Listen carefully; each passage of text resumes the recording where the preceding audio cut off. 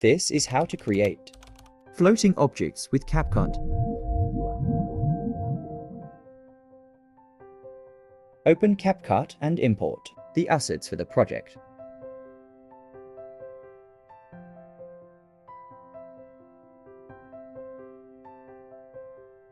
Drag them into the work area.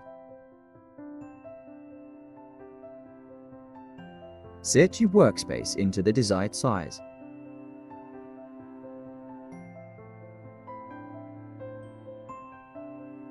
Place the assets correctly.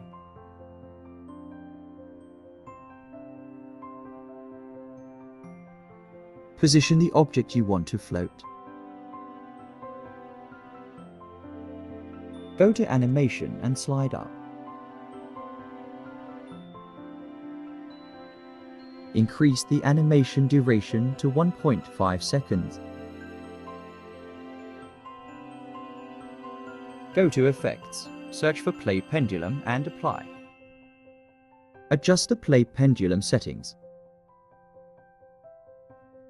Twist to 0, strength 30, sharpen 26 and speed 14.